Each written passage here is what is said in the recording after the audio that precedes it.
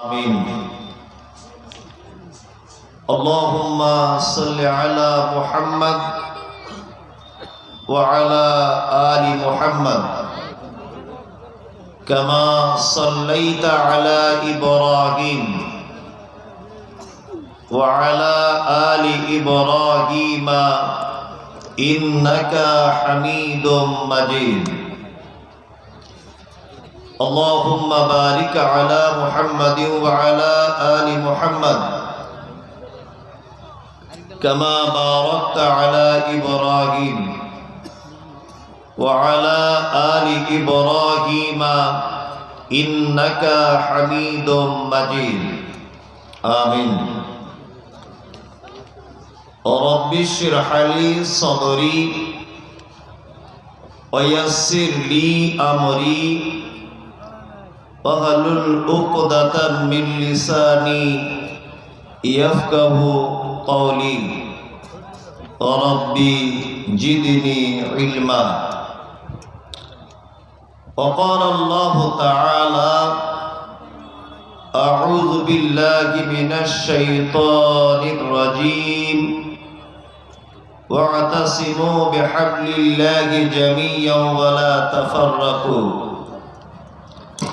وقال الله تعالى: وأصلحوا ذات بينكم أطيعوا الله والرسول إن كنتم مؤمنين. وقال الله تعالى: اقرأ باسم ربك الذي خلق خلق الإنسان من علق. وقال الله تعالى: قل هل يستوي الذين يعلمون والذين لا يعلمون. গোটা বিশ্ব যখন এগিয়ে চলেছে, আমরা তখন বসে গোটা বিশ্ব যখন এগিয়ে চলেছে আমরা তখন বসে বিবি তালাকের ফতোয়া খুঁজেছি ফিকহ হাদিস চষে। হানাফি, সাফি, মালিকি, হাম্বলি তখনও মিটিনি গোল। এমন সময় আজরাইল এসে হাঁক দিল তোল পিতল। বাহিরের দিকে যত বেড়ে চলেছে ভিতরের দিকে তত মুসলিম মোরা বেড়ে চলেছি গরু ছাগলের মতো। আজকের জলসার সুযোগ্য নির্বাচিত যোগ্যতম সভাপতি, উপস্থিত আমন্ত্রিত ওলামায়ে কেরাম, বিজ্ঞাপিত অবিজ্ঞাপিত আজকের জলসার অতিথিবৃন্দ, শ্রোতা হিসাবে যারা এসেছেন, চলে গেছেন, আসছেন, নারী পুরুষ আবাল বৃদ্ধ বনিতা নির্বিশেষে সকলকে জানাচ্ছি আন্তরিক শুভেচ্ছা, ভালোবাসা, প্রেম, মোবারকবাদ, ধন্যবাদ, সাধুবাদ, স্নেহাশিস যথাক্রমে শ্রেণীগতভাবে। আলহামদুলিল্লাহ, আমি আরবিতে আল্লাহর প্রশংসা আদায় করেছি, তথাপিও আমি একজন নিজে পিওর খাঁটি বাঙালি। ওই জন্যে বাংলাতেও রবের প্রশংসা জ্ঞাপন করছি যে মহান রব একটি মাদ্রাসা কেন্দ্রিক আয়োজিত দ্বীনি সভার মজলিসে আমাদেরকে এই মুহূর্তে দুনিয়াবি খারাপি কথা, কাজ, সমস্ত রকমের অশ্লীলতা থেকে দূরে রেখে সুন্দর একটি মজলিসে বসে দ্বীনের কথা শোনার তৌফিক দান করেছেন।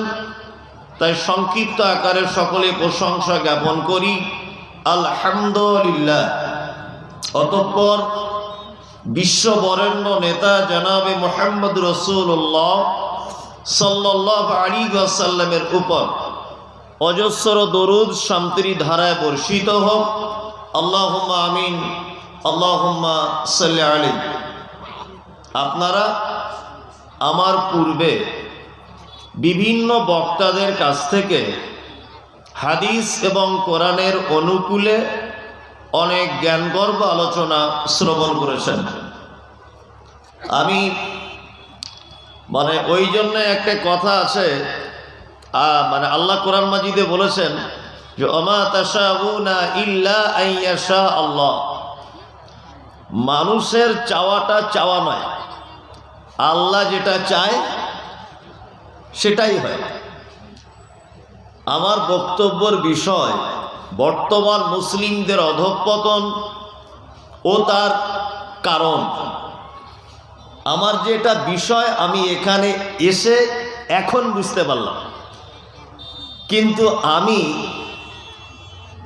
গাড়িতে আসার সময় থেকে শুরু করে আর এখানে খাওয়া দাওয়া করে রেস্ট করা থেকে এই পর্যন্ত আমি কিন্তু নিজেও ভেবে ভেবে আসছি যে আজকে এই বিষয়টাই বক্তব্য রাখবো, অথচ এখানে দেখছি তাই। যাই হোক, তাহলে আলহামদুলিল্লাহ, আল্লাহ মনে হয় আমাকে আগে থেকে এটা প্রস্তুতি করাচ্ছিলেন, যেটা তুমি প্রস্তুতি করো সাদলি চকে গিয়ে এটাই বলতে হবে। তা আমি খুব অল্প বিদ্যার মানুষ, সব থেকে বড় আমার সমস্যা, আমি খুব অল্প বিদ্যার মানুষ, মানে জ্ঞান বুদ্ধি খুব কম। তারপরেও আমি একজন বক্তা, আর বক্তা হতে গেলে মারাত্মক জ্ঞানের প্রয়োজন হয় না। ওই একটু মোটামুটি জবানের জোর থাকলে, কুলিয়ে গুছিয়ে কথা বলতে পারলে বক্তা হয়ে যায়। কি বললাম বুঝলেন? আর মাদ্রাসায় নিজামিয়াতে যারা শিক্ষকতা করেন, বুখারী পড়াচ্ছেন, মুসলিম পড়াচ্ছেন, আবু দাউদ পড়াচ্ছেন, ওনাদের জ্ঞান আলাদা। কি বললাম বুঝলেন না? ওনাদের জ্ঞান কি আলাদা। আপনি কোনো বড় একটা শাইখুল হাদিসকে ডেকে আনুন যে 2 ঘন্টা বক্তব্য দিক, একটা লোক আর থাকবে না, সব পালাবে, কারণ উনি এই ব্যাপারে পারদর্শিকতা ওনার নেই। আর আপনি আমাকে যদি বলেন কালকে বুখারীর দার্স করাতে হবে, ওটা আমার চাকা জাম হয়ে যাবে। এক কথাতে আল্লাহ যাকে যেভাবে কবুল করেছে, তাই না? জি, আমি উল্লেখিত বিষয়ের উপরে আলোচনা করার আগে কয়েকটা কথা গুছিয়ে হোক, আগোছালোভাবে হোক বলে রাখার চেষ্টা করছি। প্রথম নম্বর, যারা বাড়ি থেকে নিয়ত করেই এসেছেন আমরা বসবো না, তারা দাঁড়িয়ে থাকুন। আর আপনি এই জায়গায় বসতে পারছেন না মানে ভাববেন আপনার কপাল খুব খারাপ, খুব কপাল খারাপ আপনার। আপনি কত ভালো লোক একবার ভাবুন যে কোরআনের মজলিসে বসার সুযোগ হচ্ছে না আপনার। আপনি কত হতভাগা, এটা নিজে নিজে ভাবুন। আমি বসতে বলবো না, আপনাকে ভাবার জন্য অনুরোধ করলাম যে আপনি কত খারাপ লোক যে কোরআনের মজলিসে বসার সুযোগ হচ্ছে না আপনার। আমি বসতে বলবো না, আপনি একবার ভেবে দেখুন যে আমি কত ভালো লোক যে কোরআনের মজলিসে বসতে পারছি না আমি। আর কোথায় বসবেন? এমনি তো পিছনে দেয়াল ঠেকে গেছে, আর কোথায় বসবেন? বর্তমান মুসলিমদের অধঃপতনের কারণ, আমরা একটা কথা এখানে অনেক জ্ঞানী মানুষরা আছেন, বারবার শুনি যে আমরা মুসলিমরা সব পিছিয়ে, সব ব্যাপার আমরা পিছিয়ে। আমরা যতটা পিছিয়ে তার থেকে বেশি আমাদেরকে পিছনে করে দেওয়া হয়েছে। কি বললাম বুঝলেন না? আমরা যতটা পিছিয়ে তার থেকে বেশি আমাদেরকে পিছনে করে দেওয়া হয়েছে, আমাদেরকে আগে বাড়ার সুযোগ দেওয়া হয়নি। আর আমাদের অধঃপতনের কারণগুলি আমি প্রথমে তুলে ধরছি, তারপরে এই অধঃপতন থেকে যদি বেরিয়ে আপনি যদি নিজের গন্তব্যস্থল পর্যন্ত পৌঁছাতে চান, তাহলে কিভাবে পৌঁছানো যাবে সেটা আমি ইনশাআল্লাহ বলে দিয়ে যাব। আমি একটা একটা করে শুরু করছি। আমাদের অধঃপতনের কারণগুলি কি? তবে আমাদের অধঃপতনের কারণে আমাদের মতো হুজুরদের মোটামুটি 40% দোষ। মুসলিম জাতির বর্তমানে অধঃপতনের কারণে দোষ কাদের? 40% আমাদের। আমি নিজের দোষটা আগে বললাম, তারপরে 60% আপনাদের। এটা আমি ভাগ করে দিলাম। এবার আপনাদেরকে আমি একটা একটা করে কয়েকটা কথা বলি। আচ্ছা, ইসলামের ভিত কটি এটা বলুন, কটা? এই জন্য বলছে 4টি, মানে ও কিছুই বুঝে না। ইসলামের ভিত কটি? 5টা, তাই না? জি, হাদিসে কোন মহানবী ইসলামের ভিত 5টি, কলেমা তাহার পহেলা কাজ, নামাজ তাহার পরটি, 3 নম্বরে রোজার, জাকাত তাহার পরে, অবশেষে হজ এলো ভাই 5 নম্বর স্তরে। ছোটবেলাতে স্কুলে পড়েছিলাম।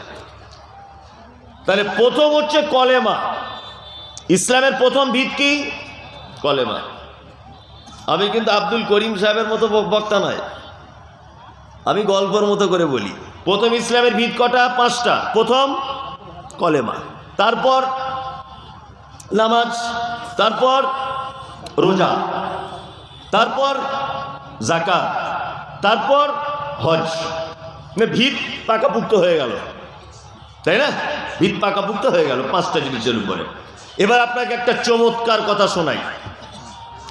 আচ্ছা, এই যে কলেমা, লা ইলাহা ইল্লাল্লাহ, আচ্ছা বলুন, এটা ইসলামের সব থেকে ইম্পর্টেন্ট একটি রুকুন, গুরুত্বপূর্ণ, ওই জন্য এটাকে প্রথমে আনা হয়েছে, তাই তো? আচ্ছা বলুন তো, লা ইলাহা ইল্লাল্লাহ এটা কোরআন মাজিদে কতবার এসেছে শব্দটা?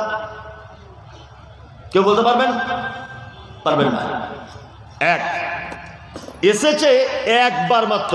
ফাআলাম আন্নাহু লা ইলাহা ইল্লাল্লাহ, একবার। 2, কলেমার পরে নামাজ এসেছে। আচ্ছা, নামাজ সম্পর্কে কোরআন মাজিদে কত জায়গায় বলা আছে? 82। তা আপনি তো সব জানেন, তাহলে 82। আচ্ছা, তারপর এলো কতবার? রোজা, তাই তো?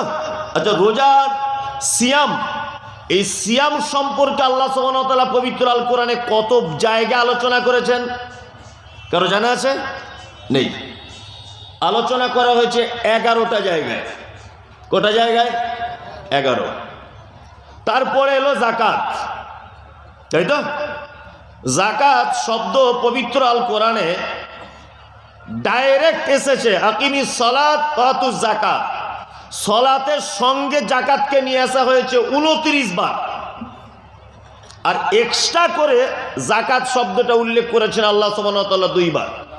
তাহলে টোটাল জাকাত শব্দটা কোরআন মাজিদে এসেছে 31 বার। ভালো করে আমি কিন্তু একেবারে ভিত থেকে শুরু করছি, অধঃপতনের কারণ বলবো, এসআইআর বলবো, এনআরসি বলবো, ওয়াকফ বোর্ড বলবো, সব বলবো। আপনি ধৈর্য ধরে বসুন, আমি জমি রেডি করছি। তাহলে 31 বার জাকাতের কথা এলো। আচ্ছা, এবার বাকি থাকলো কি? শুনছেন না ভুলে যাচ্ছেন? হজ। এই হজ করতে হবে, কিভাবে করবেন, কখন ফরজ, কখন কি হাবিজাবি, এই হজ সম্পর্কে পবিত্র আল কোরআনে হজ শব্দটা উল্লেখ করা হয়েছে 11 বার। কমান? 11 বার।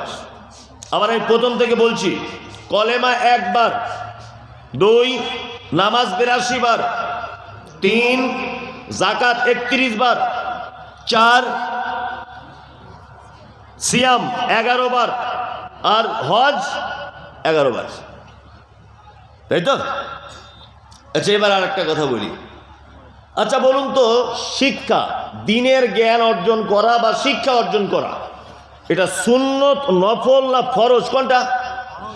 দিনের জ্ঞান অর্জন করা ফরজ, তাই তো? আচ্ছা, তাহলে আল্লাহ সুবহানাহু ওয়া তাআলা শিক্ষা সম্পর্কে পবিত্র আল কোরআনে কত জায়গায় আলোচনা করেছেন? আপনি এখন গুগলে সার্চ করুন, 770 জায়গায় কোরআন মাজিদে শিক্ষায় শিক্ষিত হতে হবে এবং শিক্ষা সংক্রান্ত আলোচনা করা হয়েছে 770 বার। কতবার? 770 বার। এইবার একটা কথা আপনাদেরকে জানতে হবে। আচ্ছা বলুন তো, নামাজ একটি ইবাদত, নামাজ একটি ইবাদত। আচ্ছা বলুন তো, নামাজ আগে না শিক্ষা অর্জন করা আগে? কোনটা বলুন? শিক্ষা অর্জন করা কোনটা? শিক্ষা। নামাজ 4 রাকাত জোহরের ফরজ। এখন হাত কান পর্যন্ত তুলবেন, না গলার এইরকম ভাবে ধরবেন, না নাভির নিচে বাঁধবেন, না নাওয়াইতু আন উসাল্লি পড়বেন, এই যে পদ্ধতি শিক্ষা, এটা আগে জানা দরকার আছে না নেই? আছে, আছে। তার মানে ইসলামের সর্বশ্রেষ্ঠ এবং সর্বাধিক আলোচিত যে বিষয় সেটা হচ্ছে শিক্ষা, তাই তো? এইবার এই জায়গাটা এখানে থাক। এবার আমি চলে যাচ্ছি পৃথিবীর ১৫০০ বছর আগেকার ইতিহাসে। আমি এই জায়গাটা ভুলবো না, আপনাকে স্মরণ করিয়ে দেবো। এক, মুহাম্মদ সাল্লাল্লাহু আলাইহি ওয়াসাল্লাম কোন জায়গায় জন্মগ্রহণ করেছিলেন? মক্কায়। আর যে যুগে তিনি জন্মগ্রহণ করেছিলেন, যুগটির নাম কি? আইয়ামে জাহেলিয়াত। আইয়ামে জাহেলিয়াতের ব্যাপকতা এত বেশি ছিল যে একটা পুরুষ নারীর সাথে যৌবনের সম্পর্ক করতে হয়, তারা রাতের বেলাতে তার বোনের সাথে সেই সম্পর্ক করত। জাহেলিয়াত এত বেড়েছিল যে বাপ তার বেটির সঙ্গে শারীরিক সম্পর্ক করত। জাহেলিয়াত এমনভাবে বেড়েছিল, মানুষ মারা যাবার পরে তার মাথার মগজগুলো বার করে মাথার এই খুলিটাতে মদ রেখে তারা মদ পান করত। এত জাহেলিয়াত বেড়েছিল। আপনার কাছে এটা আমার অনুরোধ থাকলো, বারবার বলছি, আপনি আজকে বক্তব্য শেষ করেই বাড়ি যাবেন, তার আগে যাওয়ার চেষ্টা করবেন না। আর যদি চলে যান, আপনাকে ধরে রাখার মতো ক্ষমতা আমার নেই, তবে এটা আমি অনেক দূর থেকে এসেছি, আপনার কাছে আমার আবদার থাকলো যে আপনি চলে যাবেন না। এইরকম একটা কঠিন অন্ধকারে নিমজ্জিত জাতির কাছে মুহাম্মদ সাল্লাল্লাহু আলাইহি ওয়াসাল্লামকে পাঠানো হয়েছিল। আর আল্লাহ নবী সাল্লাল্লাহু আলাইহি ওয়াসাল্লাম যে সময় তিনি পৃথিবীতে এসেছিলেন, মূলত সেই সময় 4টি পাপ ছিল সব থেকে বড় পাপ। কটি পাপ? 4টি। 1, ব্যভিচার। 2, চক্রবৃদ্ধি হারে সুদ। 3, মদ পান। 4, গোত্তরীয় ঝামেলা, বংশে বংশে ঝামেলা। এই 4টে পাপ ছিল তখনকার দিনের সব থেকে বড় খাতারনাক পাপ। আল্লাহ নবী সাল্লাল্লাহু আলাইহি ওয়াসাল্লাম নবুয়তি লাভ করেছিলেন কত বছরে?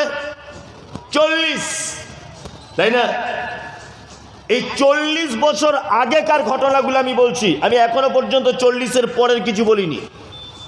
40-এর আগে আল্লাহ নবী সাল্লাল্লাহু আলাইহি ওয়াসাল্লাম ছোট থেকে ছিলেন ভদ্র, নম্র, কোমল, মিষ্টি ভাষী। কি বললাম বুঝলেন না? তিনি ছোট থেকে অন্যায়ের বিরুদ্ধে বলিষ্ঠ কণ্ঠে প্রতিবাদ জানাতেন। ছোট থেকে তিনি ছিলেন গরিবের বন্ধু, ছোট থেকেই তিনি ছিলেন অভাবীদের বন্ধু, ছোট থেকেই তিনি ছিলেন বিধবাদের পাশে দাঁড়ানোর এক প্রাচীর। আল্লাহ নবী সাল্লাল্লাহু আলাইহি ওয়াসাল্লাম যখন বুঝতে পারলেন অন্যায়ভাবে মানুষকে মারা হচ্ছে, ব্যভিচারে মানুষ লিপ্ত, সুদের ভিতরে মানুষ লিপ্ত, সমস্ত রকমের রাহাজানিতে মানুষ লিপ্ত, তখন আল্লাহ নবী সাল্লাল্লাহু আলাইহি ওয়াসাল্লাম একটা সংগঠন তৈরি করেছিলেন। সংগঠন, যে এই সংগঠনের মাধ্যমেই একটা জাতিকে পরিবর্তন করতে হবে। সেই সংগঠনটির নাম ছিল হিলফুল ফুজুল। কি সংগঠনটির নাম? হিলফুল ফুজুল। আর এই সংগঠন তৈরি করেছিলেন যুবকদেরকে নিয়ে, খুব ভালো করে শুনবেন। আর এই সংগঠনের দায়িত্ব পালন করছিলেন মুহাম্মদ সাল্লাল্লাহু আলাইহি ওয়াসাল্লাম। এবার আপনার কাছে একটা জিনিস জানতে চাইছি, বুঝে উত্তর দেবেন।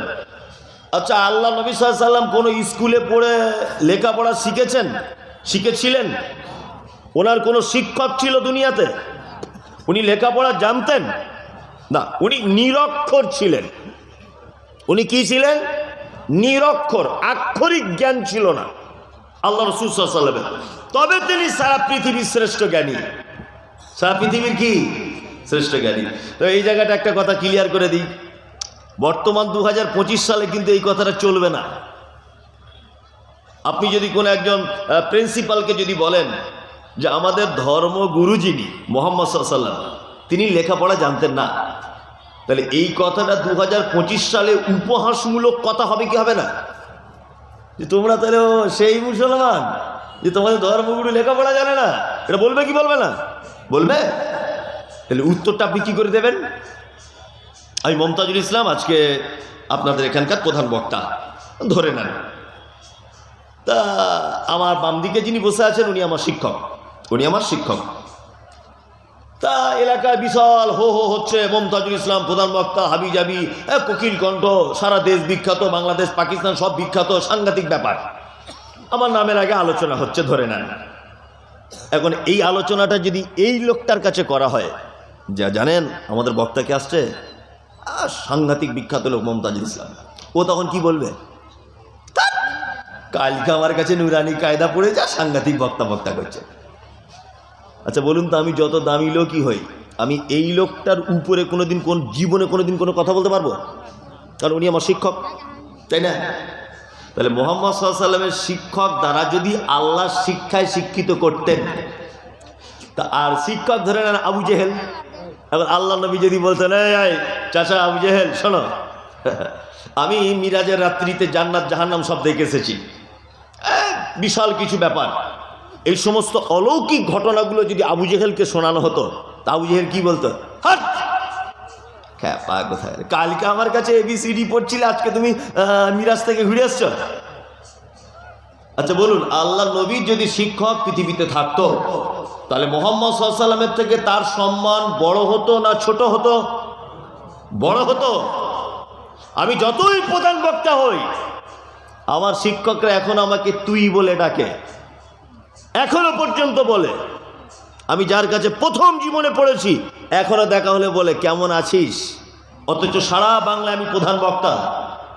হ্যাঁ, আমাকে সে কিন্তু বলে, তিনি আমাকে বলেন কি, কোথায় যাচ্ছিস, কেমন আছিস, কবে এলি, কোথায় যাবি, তুই বলে কথা বলে।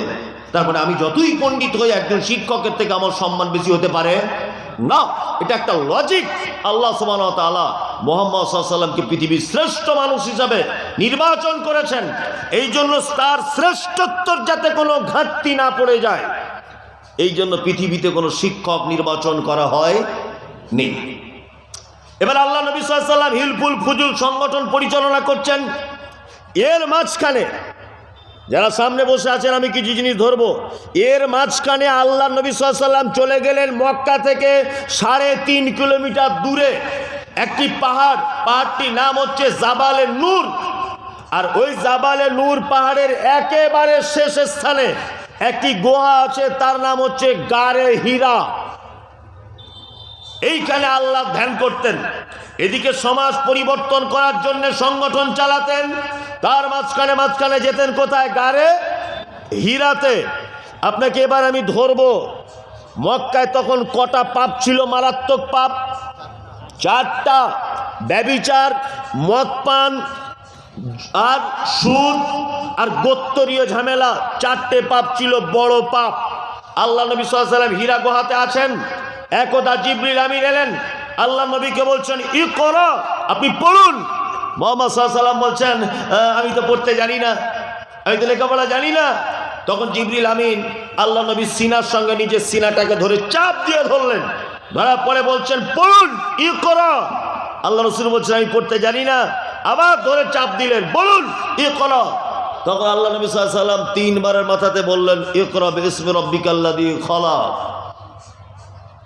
কোরআনে আয়াত অবতীর্ণ হলো, প্রথম আয়াত অবতীর্ণ হলো।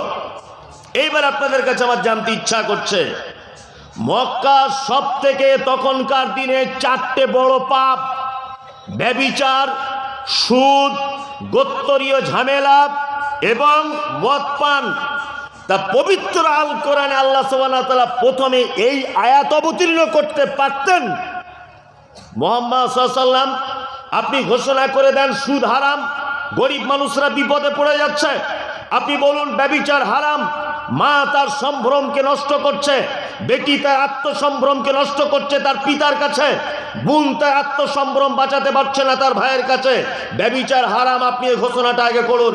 3, মদ হারাম, এটা আপনি মক্কার মানুষদেরকে জানান। আপনি বলুন তাদেরকে গোত্তরীয় ঝামেলা নিষিদ্ধ। কোনো আয়াত অবতীর্ণ হলো না। আয়াত অবতীর্ণ হলো কি? ইকরা, পড়াশোনা করুন। মানে আল্লাহর নবী যে সমাজ পরিবর্তন করার চেষ্টা করছিলেন, আল্লাহ ডেকে গাড়ে হীরাতে গিয়ে বলছে মুহাম্মদ সাল্লাল্লাহু আলাইহি ওয়াসাল্লাম সমাজ পরিবর্তন করার জন্য সংগঠন তৈরি করেছো, তুমি তো লেখাপড়া জানো না। তার মানে তোমাকে আগে পড়তে হবে, আগে পড়ো, আগে কি করো, পড়ো। আগে তুমি নিজে পড়াশুনো করো, তারপর জাতিকে সংশোধন করবে। তার মানে একটা জাতির অধঃপতনের তলদেশ থেকে তাকে যদি পৃথিবীর সুপ্রিম পাওয়ার পর্যন্ত পৌঁছাতে হয়, একটা মাত্র জিনিস সব থেকে বেশি কাজ করবে, তার নাম শিক্ষা। শিক্ষা ছাড়া কোনো জাতির পরিবর্তন আসতে পারে না।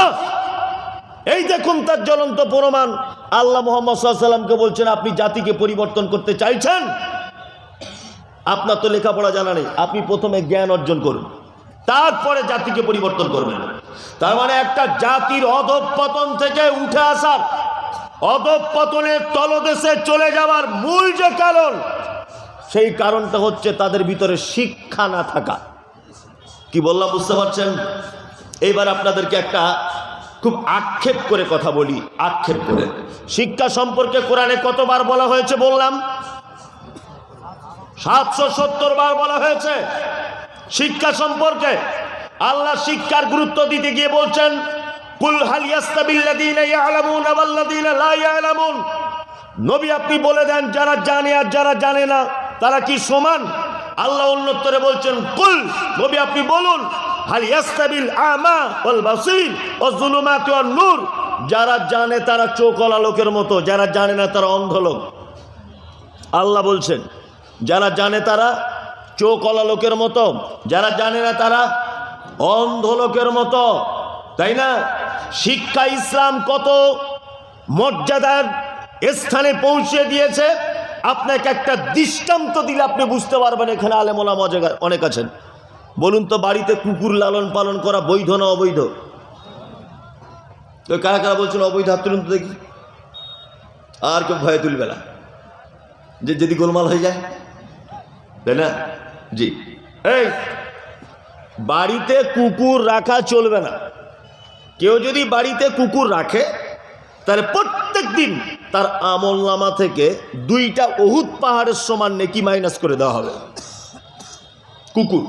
কুকুর রাখা তাহলে চলবে না। তবে তবে তবে প্রশিক্ষণ প্রাপ্ত কুকুর যদি হয়, যে ঘরের মুরগি দেখলে ধরে না, আর পরের মুরগি দেখলে ধরতে চলে যায়, ঘরের লোককে ডেকে ডাকে না, অন্য লোক দেখলে কামড়াতে যায়। ভালো করে বুঝবেন, এই রকম কুকুর, ট্রেনিংওয়ালা কুকুর, শিক্ষিত কুকুর, যাকে শিক্ষা দেওয়া হয়েছে, এই রকম কুকুর যদি হয়, আপনার ধানের মানে পালুইটা চৌকি দেওয়ার জন্য ব্যবহার করতে পারেন। আপনার গোট ফার্ম আছে, ছাগলের ফার্ম আছে, ওইটা চৌকি দেওয়ার জন্য ব্যবহার করতে পারেন। আপনার বাগানটা নিরাপত্তার জন্য তাকে কাজে লাগাতে পারেন। আপনার বাড়ির সিকিউরিটির জন্য তাকে কাজে লাগাতে পারেন। ইসলাম পারমিশন দিয়েছে। ইসলাম শিক্ষার গুরুত্ব দিতে দিতে শিক্ষিত কুকুরকে পর্যন্ত সম্মানের আসনে বসিয়েছে। ইসলাম শিক্ষার গুরুত্ব দিতে গিয়ে শিক্ষিত কুকুরকে পর্যন্ত সম্মানের চেয়ারে বসিয়ে দিয়েছে। ভেবেছেন এটা? ভেবেছেন? আর আপনি হচ্ছেন সেই বাপ, 12 বছরের ছেলে, আপনার ছেলেকে পাঠিয়ে দিলেন রাজমিস্ত্রি কাজ করাতে। ও তো এমনিতে পাছার চামড়া উঠে যাবে বাইরে গেলে। আজকের কথা বলছি, আজকে আমি 1 সপ্তাহ ফারাক্কার কোনো একটা হোটেলে আছি। ফারাক্কা মানে মালদা জেলায় জলসা হলে ওখানে আমি ঘাটি গেড়ে একটা লজ ভাড়া নিয়ে থাকি। বাড়ি আমার কলকাতা, অনেক দূরে যাতায়াত করা। আজকে ফারাক্কাতে 10টার দিকে আমার কি মন হলো, ঘুম থেকে উঠে আমি ফারাক্কা প্ল্যাটফর্মের দিকে একটু ঘুরতে গেছি, যে মনটা একটু ফ্রি হোক, ঘুরি। সকালের দিকে ঘুরতে গেছি, তো একটা ছেলে আমার কাছে ভিক চাইছে। একটা ছেলে আমার কাছে ভিক্ষা চাইছে। ছেলেটার বয়স ওই 8 বছরের মতো হবে, আমার একটা আইডিয়া, 8 বছর। আমার কাছে ভিক্ষা চাইছে, আমাকে 5 টাকা দাও, কিছু খাবো। আমি হাতটা ধরলাম, তোর নাম কি? তোর নাম কি? তা হচ্ছে আমার নাম কি, মোহাম্মদ আজিজ নাকি একটা নাম বললো। আমি একদমই মিথ্যা কথা নয়, বোঝানোর জন্য না, হাসানোর জন্য, একদমই অরিজিনাল কথা বলছি। আজকে ওর হাতটা ধরলাম, ধরে মাথাতে একটা চড় মারলাম। সত্যি যেটা করেছি, একদম মোটামুটি খুব জোরে নয়, মিডিয়াম করে একটা এরকমভাবে চড় মারলাম। আর ওকে ধরে মিথ্যা মিথ্যা করে আমি পুলিশের কাছে নিয়ে গেলাম যে চল তোকে জেলে ভরবো। তোর এই 8 বছর বয়সে ভিক্ষা করার কথা কে শেখালো বল? তোর তো এখন স্কুলে যাওয়ার বয়স, কে তোকে বললো এখন ভিক্ষা করতে হবে? তোর আব্বা কি করে? বলছে আমার আব্বা চিনির কোনো মিলে বা চিনির কোনো ফ্যাক্টরিতে ওর আব্বা কাজ করে। 4 ভাই বোন। তোর আব্বা তোর মা প্রতিদিন বাড়িতে ভাত রান্না করে? বলছে হ্যাঁ প্রতিদিনই হয়। তা তুই যে ভিক্ষা করছিস তোর আব্বা মা জানে? তো বলছে আমার মা জানে, আমার আব্বা জানে না। দ্বিতীয় দিন যদি ফারাক্কা এলাকায় তোকে দেখি তা তোকে আমি ধরে রেলের তলায় দিয়ে দেবো, দিয়ে তোকে মেরে দেবো। মানে ভয় দেখানোর জন্য বলছি, অনেক রকম ভয় দেখালাম। তো ও দেখছি ভয়ে কাঁদছে। আমি আপনাকে এটা বোঝাতে চাইছি সেটা হচ্ছে এই, আমরা নিজেদের বাচ্চাদের ব্যাপারে শিক্ষার ব্যাপারে সচেতনতার অনেক অভাব রয়েছে। অভাব আছে না নেই? আছে। আর আপনাকে আমি মমতাজুল ইসলাম আর একটা কথা বলে দিয়ে যাচ্ছি, শুনে রেখে দেন। এইরকম বাচ্চা ছেলে পিলে কেউ ভিক্ষা টিক্ষা চাইলে 1 টাকা দেবেন না।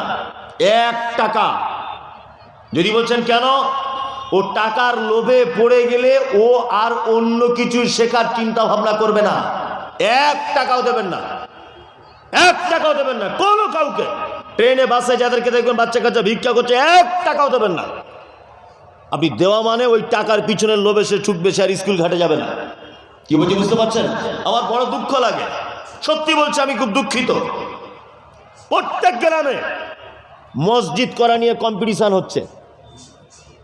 আমাদের গ্রামে 3 তলা মসজিদ, জানিস ফটিক 12টা মেম্বার, 12টা মিনার। ফটিক তখন বলছে আমাদের গ্রামে 18টা মসজিদের ভিতরে আমাদের মসজিদ বড়, আমাদেরটা 23টা এসি লাগানো আছে। তাই 23টা এসি লাগাতে কে বলেছে তোমাকে মসজিদে? কে বলেছে? পৃথিবীতে 3টে জায়গায় গেলে নেকি হয়। 1, কাবায় যদি কোনো লোক 2 রাকাত নামাজ পড়ে 1 লক্ষ রাকাতের নেকি। 2, মসজিদে নববীতে যদি কেউ 2 রাকাত নামাজ পড়ে 1000 রাকাতের নেকি। মসজিদ আকসা জেরুজালেমে যদি কেউ 2 রাকাত নামাজ পড়ে নেকি কিছু এক্সট্রা পাওয়া যাবে। আর একটা মসজিদের ব্যাপারে হাদিসে আছে, আল্লাহ নবী সাল্লাল্লাহু আলাইহি ওয়াসাল্লাম বলছেন কেউ যদি বাড়ি থেকে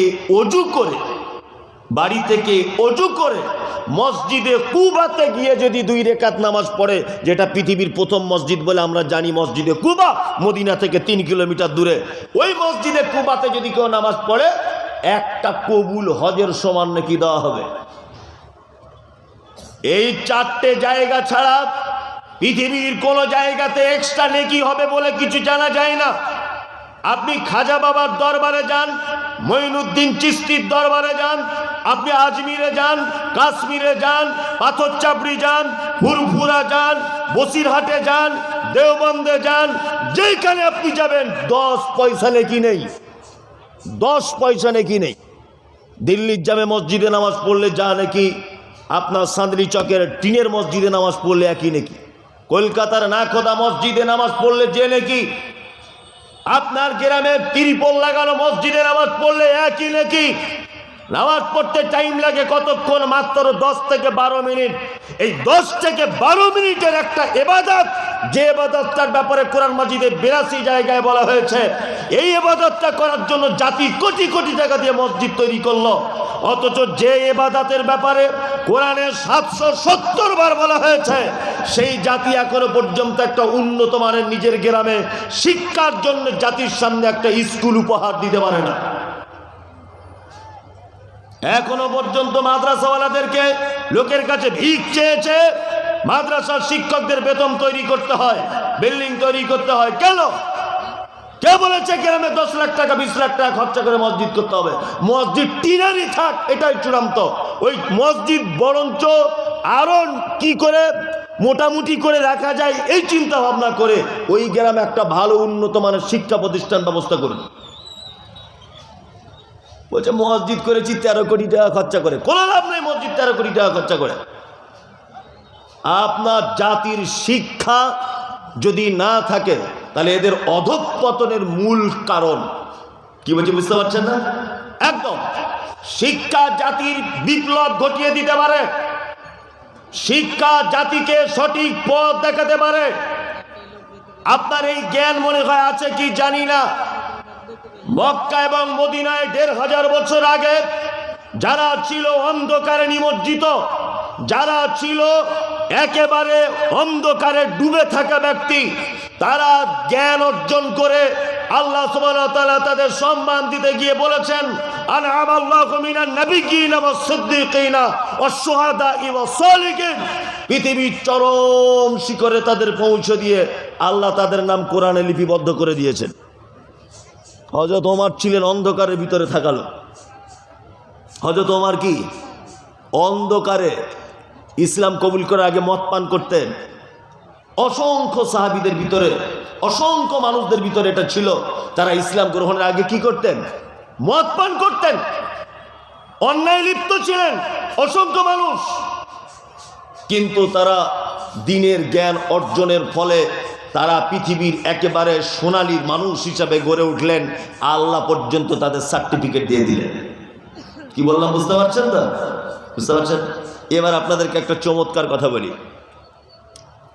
আচ্ছা, শিক্ষায় শিক্ষিত তো হব, শিক্ষা কয় প্রকারের এটা আগে জানতে হবে তো। কোন শিক্ষায় শিক্ষিত হব? শুধু হাদিস কোরআন? এই যে বলছে হাদিস কোরআন।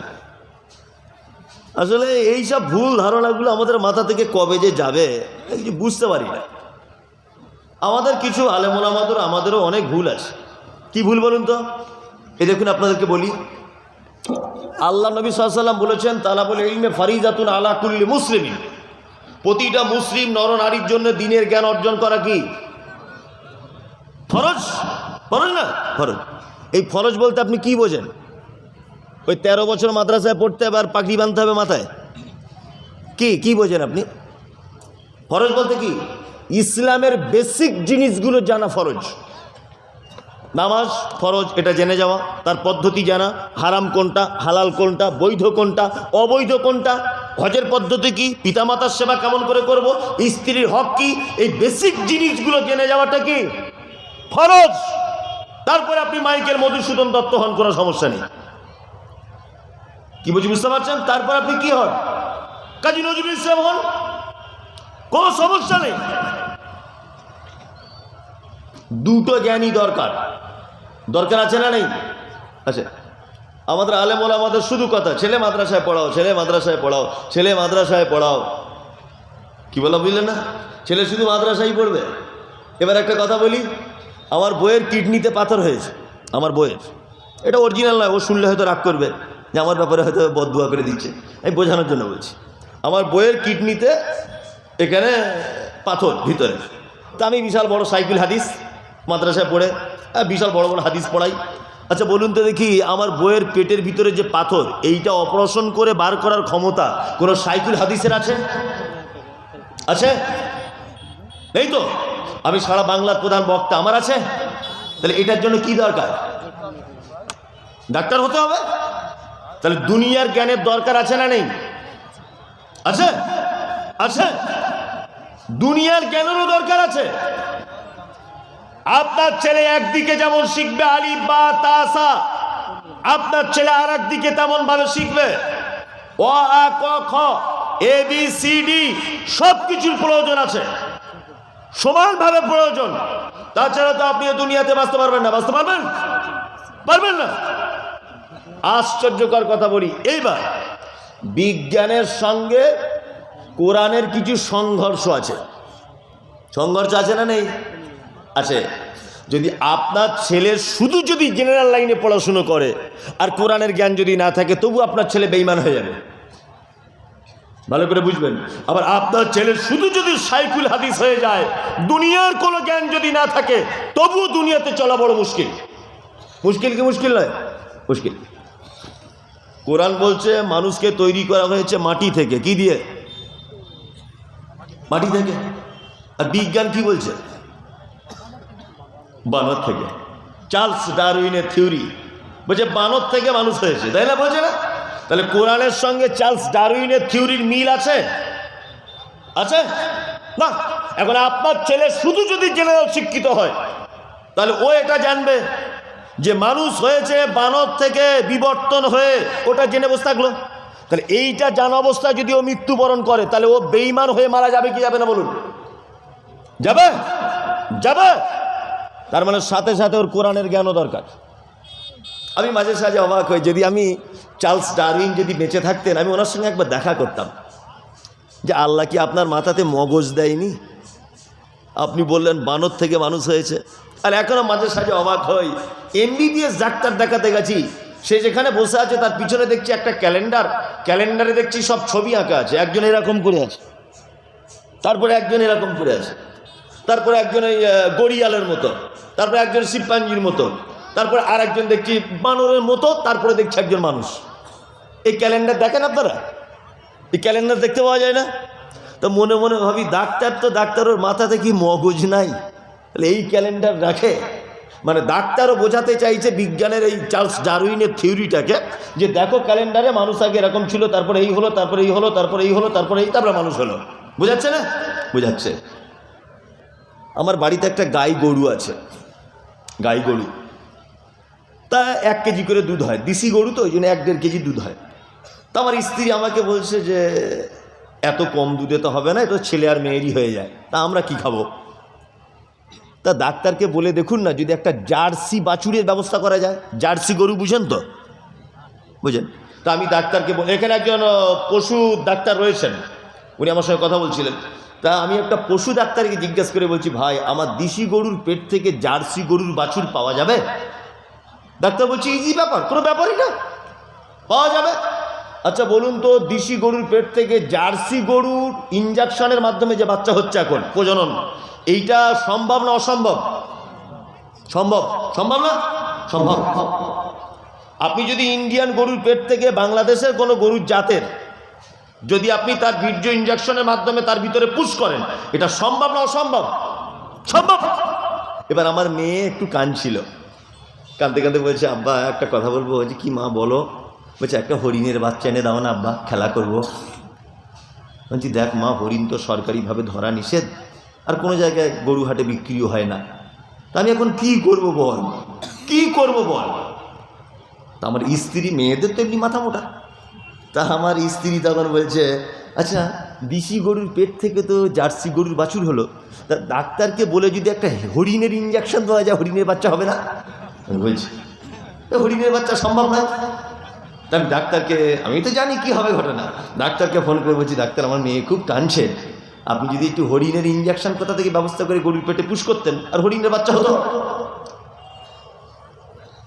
আচ্ছা বলুন, এটা কিয়ামত পর্যন্ত সম্ভব না অসম্ভব? অসম্ভব। অসম্ভব। গরুর পেট থেকে অস্ট্রেলিয়ান গরু সম্ভব, গরুর পেট থেকে ভিয়েতনামের গরু সম্ভব, গরুর পেট থেকে বাংলাদেশের কোন প্রজাতির গরু সম্ভব। মানে ওর ভিতরের পার্টস যেটা আছে সেটা গরু তৈরি হওয়ার পার্টস। আপনি যদি মনে করেন হাতির বাচ্চা নেব, সম্ভব নয়। চার্লস ডারউইন এ কথা বলে কি করে যে বানর থেকে মানুষ হয়েছে? বানর একটা আলাদা প্রাণী, ওর পেট থেকে কিয়ামতের আগের দিন পর্যন্ত যত বাচ্চা জন্ম হবে সব বানরই হবে, মানুষ হবে না। আমি বলছি বানর পরিবর্তন হতে হতে হতে হতে মানুষ হয়েছে। চার্লস ডারউইন যদি এটা 200 বছর আগে এই তথ্য দেয়, তাহলে 200 বছর পর থেকে এই পর্যন্ত সুন্দরবনের একটা বানর মানুষ হলো না কেন? কেন হলো না? তার মানে এই তথ্য একেবারে ডাহা, মিথ্যা, ভুল, পচা, একেবারেই মানে অযুক্তিকর একটি কথা। এবার আপনাকে যেটা বলছি, আপনার ছেলে যদি শুধু স্কুলে পড়ে, তার যদি দিনের জ্ঞান যদি না থাকে, তাহলে বলুন আপনার ছেলে মানুষ কি দিয়ে তৈরি হয়েছে তার সত্যতার ব্যাপারে জানতে পারবে কি পারবে না? পারবে না। কোরআন বলছে ওর নাম যিশু, কোরআন বলছে ওর নাম ঈসা, স্কুলে পড়ানো হচ্ছে ওর নাম যিশু। কোরআন বলছে ওর মায়ের নাম মারিয়াম, স্কুলে পড়ানো হচ্ছে মায়ের নাম ম্যারি। কোরআন বলছে ওর জন্ম হয়েছে বাইতুল্লাহাম, স্কুলে পড়ানো হয়েছে জন্ম হয়েছে বেতেলহেম। বলুন আপনার ছেলে যদি জানে ওর নাম যিশু, কোরআন বলছে ওর নাম ঈসা, আপনার ছেলে যদি জানে ওর মায়ের নাম ম্যারি, কোরআন বলছে মায়ের নাম মারিয়াম, তাহলে বলুন দেখি কোরআনের সঙ্গে এই তথ্য সংঘর্ষ হচ্ছে কি হচ্ছে না? হচ্ছে। আপনার ছেলে যদি শুধু স্কুলে পড়ে তো ঈমান নিয়ে বাঁচতে পারবে না, বেঈমান হয়ে মৃত্যুবরণ করবে। আবার আপনার ছেলে যদি শুধু কোরআন নিয়ে বসে থাকে, শুধু যদি আপনার ছেলে মাদ্রাসায় পড়া লোক হয়, তাহলে ওর ভিতরেও দুনিয়াবি কোনো জ্ঞান সহজে খুঁজে পাওয়া যাবে না। এইবার আপনাকে একটা কথা বলি, কোরআনের জ্ঞান মানে গন্তব্যস্থলে পৌঁছানো। কোরআনের জ্ঞান মানে কোরআনের জ্ঞান জান্নাত পর্যন্ত নিয়ে যাবে। কোরআনের জ্ঞান মানে আপনি এখান থেকে হাওড়া যাবেন, এটা আপনার দিক নির্দেশনা যে এখান থেকে কলকাতার হাওড়া আপনাকে যেতে হবে। আর দুনিয়াবি শিক্ষা মানে হাওড়া যাবেন কিসে এবারে বলুন? হেঁটে যাবেন? কেউ কলকাতা এখানে হেঁটে যান? যান না তো। কিসে যান? ট্রেনে, বাসে, চার চাকাতে, তাই না? এইটার নাম হচ্ছে জেনারেল শিক্ষা।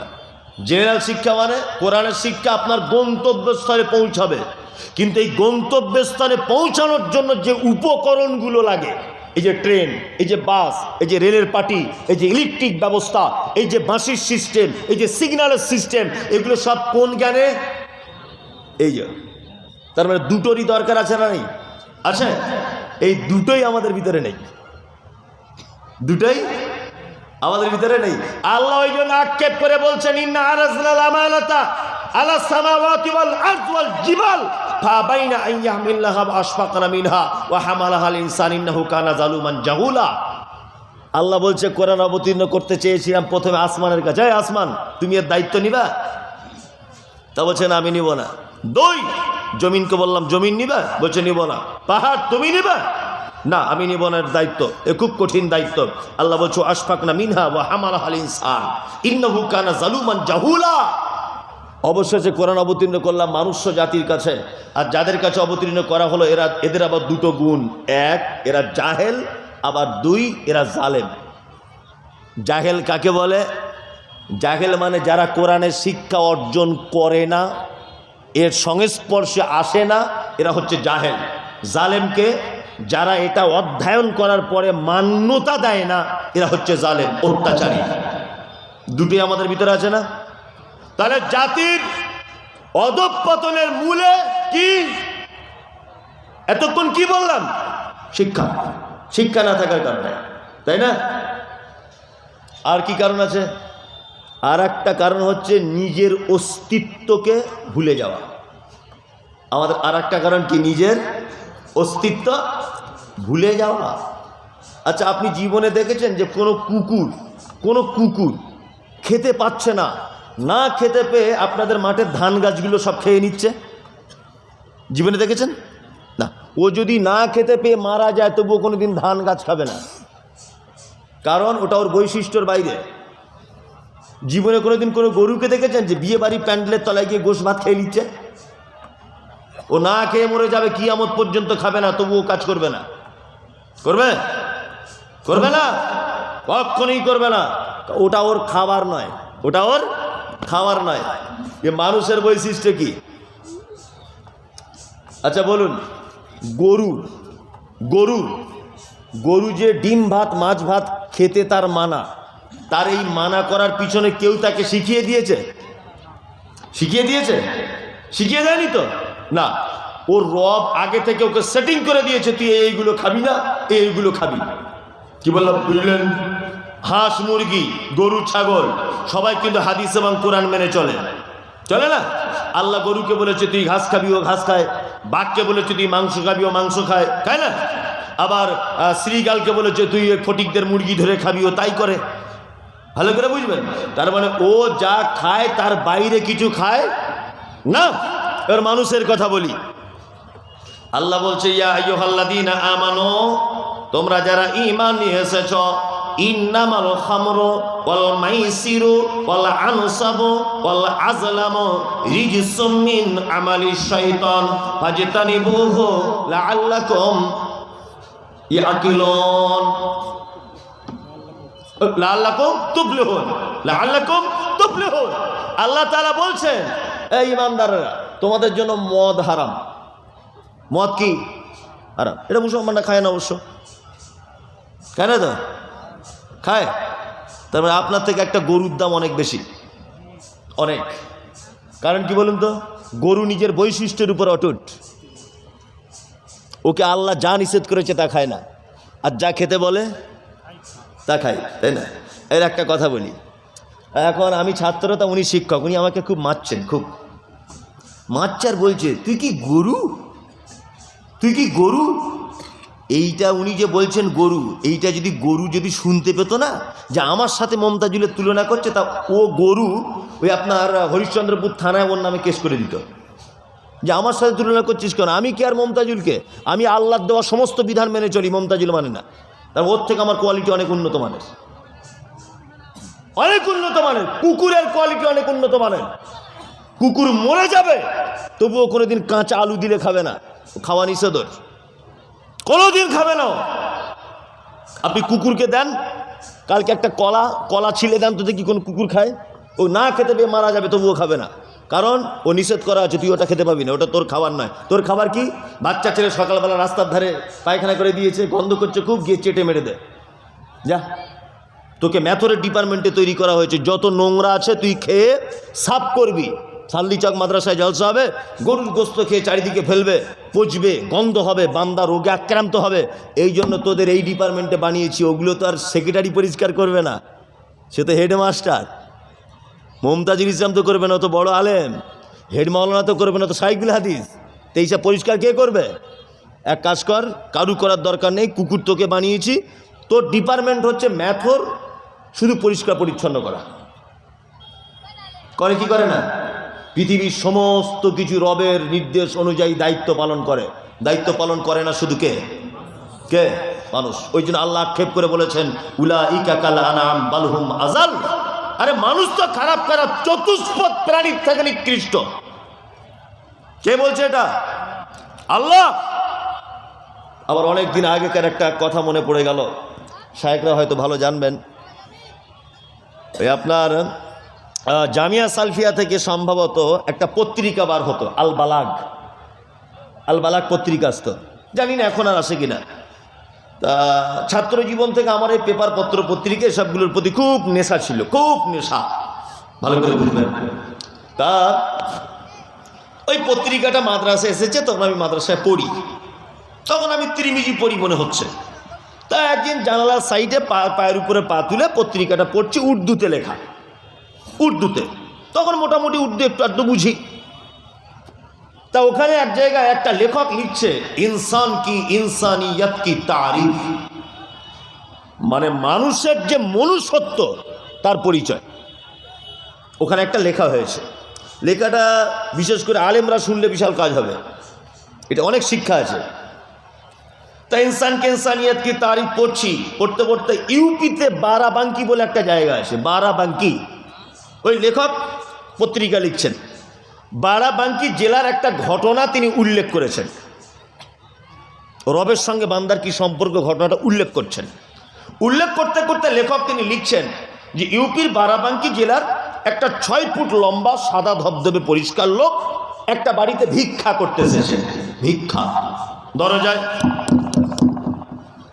কই হ্যায় ঘর মে, উর্দু ভাষী মানুষ, আমি উর্দুতেই বলছি, ভুল হতে পারে, আমি তো বাঙালি, চেষ্টা করছি বলার। কই হ্যায় ঘর মে, বাড়িতে কেউ আছো?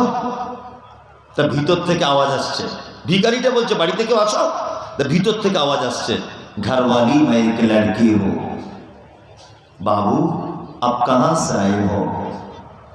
বাড়িতে আমি একজন মহিলা, বাবু আপনি কোথা থেকে এসেছেন? ভিখারিটা তখন বলছেন मैं यूपी बाराबांकी से आए हैं, यूपी बाराबांकी থেকে এসেছি আমি। মহিলা তখন আবার বলছে आने का मकसद क्या है आपका, আপনি যে আমার দরজায় এসেছেন আপনার উদ্দেশ্যটা কি? ভিখারিটা তখন বলছে मेरे मकसद ये है कुछ भीख मांगने का, मुझे कुछ दीजिए, আমি ভিক্ষার জন্য এসেছি, আমাকে কিছু দাও। মহিলাটা তখন 2 টাকার একটা কয়েন এনে ভিখারিটের হাতে দিচ্ছে। ভিখারিটি 2 টাকার কয়েনটা দেখে বলছে মা या बहन या बेटी सुन लो, मैं 2 रुपये की भीख नहीं मांग रहा हूं, सोने चांदी खेती बाड़ी की भीख नहीं मांग रहा हूं, मैं भीख मांगने आ रहा हूं इंसानियत की, अगर इंसानियत है तो मुझे दीजिए। টাকা পয়সা বিল্ডিং বালাখানা, তোমার জমি জায়গা, তোমার ব্যক্তিত্ব, তোমার সম্ভ্রান্ত, তোমার রাজপ্রাসাদ বালাকুঠি, আমি ভিক্ষা চাইতে আসিনি, ভিক্ষা চাইতে এসেছি মনুষ্যত্বর ভিক্ষা। মনুষ্যত্ব আছে তোমার কাছে, তাহলে আমাকে কিছু দাও। কেমন ভিখারি দেখো। তখন মহিলাটা ভাবনা চিন্তা করে বলছে, বাবু ইস ঘর সে 100 বরস পহলে ইনসানিয়ত গুজর গই। আমার বাড়ি থেকে 100 বছর আগে ইনসানিয়ত, মনুষ্যত্ব চলে গেছে, মনুষ্যত্ব চলে গেছে। अगर दूसरी बार इंसानियत की भीख मांगो तो कुत्ते की तरफ चले जाए, इंसानियत मिल जाएगी। मनुष्यत्वर भिक्षा यदि तुम्हार प्रयोजन হয় কুকুরের কাছে যাও, মনুষ্যত্ব পাবে, মানুষের কাছে মনুষ্যত্ব নেই। লেখক পত্রিকা লিখছে, হাজাল কালবু লাইসা বাইতুন, হাজাল কালবু লাইসা নাওমুন, হাজাল কালবু লাইসা ফারাশুন, হাজাল কালবু লাইসা বাইতুন। লেখক বলছে একটা এঁঠো ভাত কুকুর, এই আপনি পাউরুটি দেখেছেন? পাউরুটি লম্বা লম্বা, এই পাউরুটি সাদা দিকটা খাবেন, আর ওর একটা পোড়া দিক আছে, পিছন দিক আছে না, ওইটা দেখবেন আপনার কুকুরকে দেবেন। কুকুরকে ও দেখবেন দেওয়ার সাথে সাথে তার লেজটা এরকম করে নাড়াবে, মুখে ভাষা নেই তো, লেজ নাড়িয়ে তার মালিককে বলতে চায়, মালিক তুই আমাকে এত ভালোবাসিস, হ্যাঁ তুই আমাকে রুটি খাওয়াস। গোস্ত খাওয়ার পরে হাড্ডি একেবারে চেটে পুঁচিয়ে একেবারে ঝেড়ে নিয়ে দেবেন, দেখবেন ও পিছনে এরকম করে লেজ নাড়ায়, মা নাড়িয়ে বলতে চায়, মালিক তুই আমাকে এত ভালোবাসিস, আমাকে গোস্ত দিয়ে ভাত দিস তুই। 3-4 দিন পোড়া রুটি দেবেন, দেখবেন আপনার পিছনে পিছনে ঘুরবে। ঘুরবে না? ঘুরবে। শুধু পিছনে ঘুরবে নয়, পৌষ মাসের হাড় কাঁপানো শীতে আপনার বাড়ির মেন গেটের সামনে দেখবেন কুকুরটি ইংরাজি 5-এর মতো বাংলা 5-এর মতো জড়িয়ে এরকম করে শুয়ে আছে, আছে না?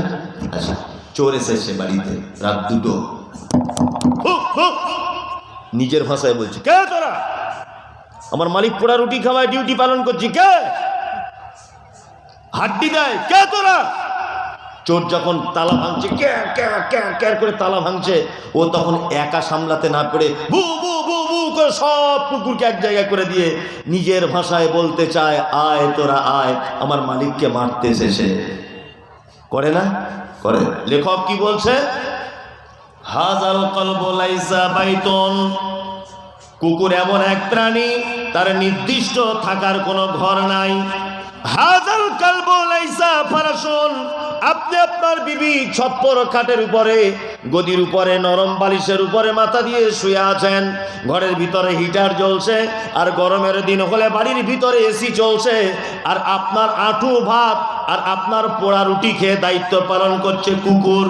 হাজাল কালবু লাইসা নাওমুন, আপনি 12টা বাজলে ঘুমিয়ে যান, 9টা বাজলে ওঠেন, আপনার নির্দিষ্ট ঘুমানোর টাইম আছে। কিন্তু লেখক বলছে কুকুর এমন এক প্রাণী, নির্দিষ্ট ঘুমানোর তার ব্যবস্থা নাই। হাজাল কালবু লাইসা তুআমুন, তোমার নির্দিষ্ট খাদ্য খাবারের ব্যবস্থা আছে, কুকুরের নির্দিষ্ট খাদ্য খাবারের ব্যবস্থা নাই। কিন্তু বন্ধুরে আমার, এটো ভাত খেয়েও সে তার মালিকের দায়িত্ব পালন করে। আর তুমি এত বড় নেমক হারাম, আজকে দুপুরবেলা তুমি বিরিয়ানি খেয়েছো, এর মালিককে আল্লাহ। তুমি যে অক্সিজেন নাও, এর মালিক কে? আল্লাহ। তুমি যে হাতটা ফোল্ডিং সিস্টেম, এইটা যদি কোনো মেশিন হতো 2-3 মাস পর পর এখানে গ্রিজ ব্যবহার করতে হতো। আল্লাহ বলছে আমি তোর এমন বড় রব, তোর হাতকে ফোল্ডিং করে দিয়েছি, এখানে আমি গ্রিজ ব্যবহার করে দিয়েছি। কিয়ামত পর্যন্ত যদি তোর হায়াত যদি আমি দিই, তাহলে দ্বিতীয় কোনো দিন আর গ্রিজ ব্যবহার করা লাগবে না। তোর পাটাকে ফোল্ডিং করে দিয়েছি, এখানে কোনো দিন আর গ্রিজ ব্যবহার করা লাগবে না। মাথার চুলগুলো যেমন বেড়ে যায়, তোর দাঁতগুলো যদি তেমন বেড়ে যেত, মানুষ তোকে দেখে ভয় করত। দাঁতের নির্দিষ্ট টাইমে দাঁতকে বলে দিয়েছি, দাঁত তুই দাঁড়িয়ে যা। সব থেকে পৃথিবীর উন্নত মানের টেকনোলজি, নাম হলো তার জাপান, নাম হলো তার জার্মান। ওইখান থেকে যদি আপনি 5 লাখ টাকা দিয়ে একটা ব্যাটারি যদি আপনি লাইট কিনে আনেন, তারও ব্যাটারি 5 মাস 6 মাস পরে নষ্ট হয়ে যায়। যদি চার্জারের লাইট কিনে আনেন, 2-4 মাস পরে তার চার্জার নষ্ট হয়ে যায়। কিন্তু আবার আল্লাহ বলছে, বান্দারে তোর দেখার জন্য জন্মের পর থেকে নিয়ে মৃত্যু পর্যন্ত আমি তোর চোখে 2টো পাওয়ার মেশিন বসিয়ে দিয়েছি। এই পাওয়ার মেশিনের পাওয়ার কখনো ফেল করবে না। আল্লাহ তাআলা আক্ষেপ করে বলছেন, উলাইকা কাল আনআম বাল হুম আযাল উলাইকা হুমুল গাফিলুন।